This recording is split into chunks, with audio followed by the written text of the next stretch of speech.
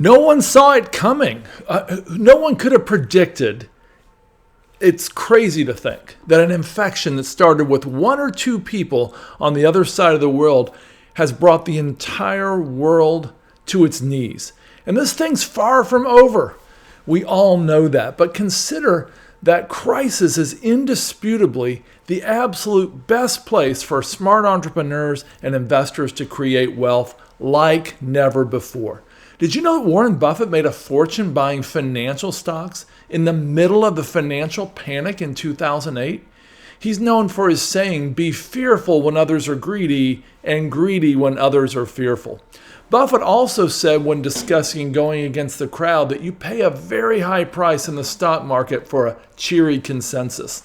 Now, legendary investor Howard Marks of Oak Tree Capital was buying financial stocks in the fall of 2008 too.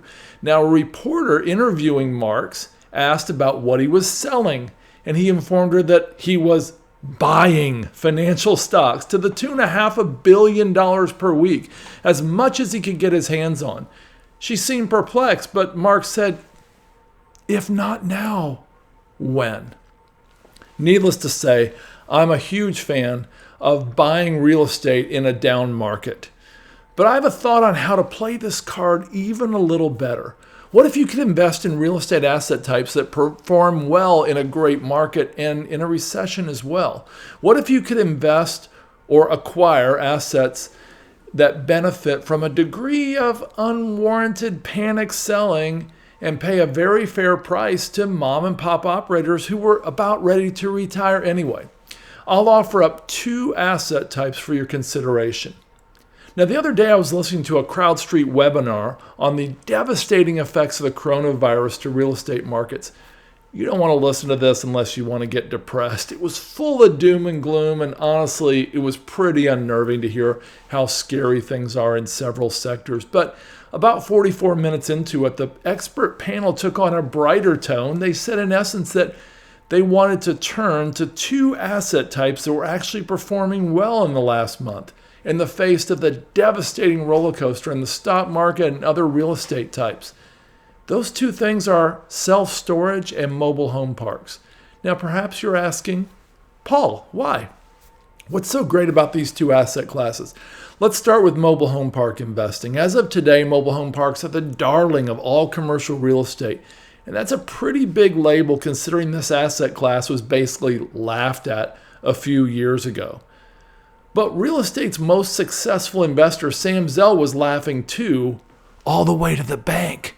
Here's a quick list about what I love about mobile home parks, manufactured housing. It's recession resistant. They're steady in all cycles. There's a shrinking supply and an increasing demand, especially in the coming months. Affordable housing crisis is real. There's an increased demand that's not going away. There's high switching costs, low tenant turnover, fragmentation. There's a lot of mom and pop owners. There's low maintenance and capital expenses. There's less competition because of the stigma of mobile homes, which is going away pretty quickly. There's a portfolio opportunity here because lots of large investors want to write, $50 million checks, but there's virtually no mobile home parks that are that large. So putting together and assembling a portfolio to sell to REITs looking to buy stabilized assets is a really, really great play. Now, here's why I love self-storage investing.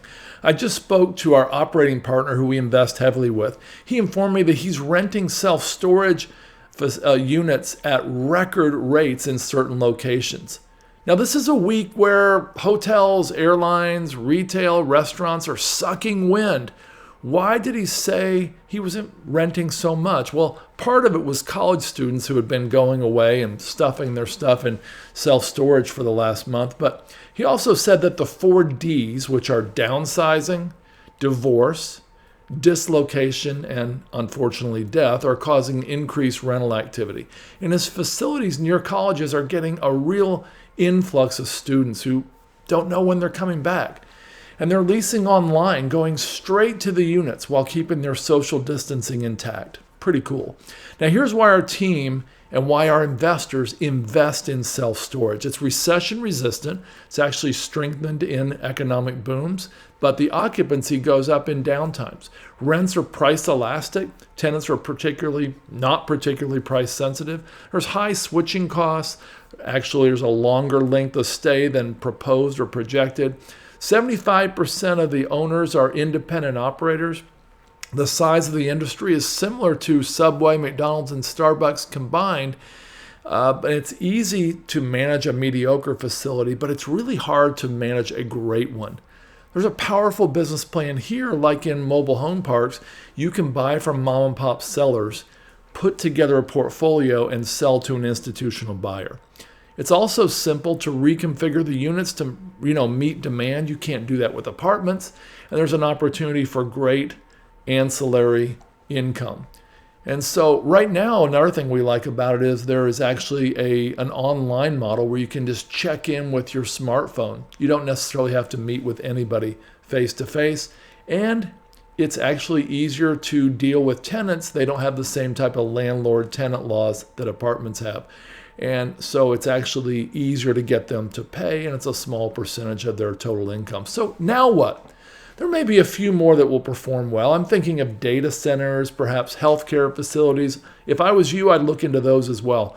Now, I've only touched on these two recession-resistant asset classes briefly here. You can learn more in my new book on self-storage investing that's going to come out from Bigger Pockets Publishing this summer.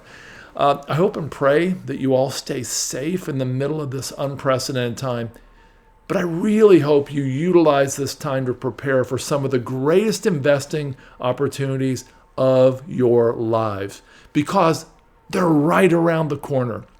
I'm Paul Moore with Bigger Pockets and Wellings Capital. Stay safe and invest safe.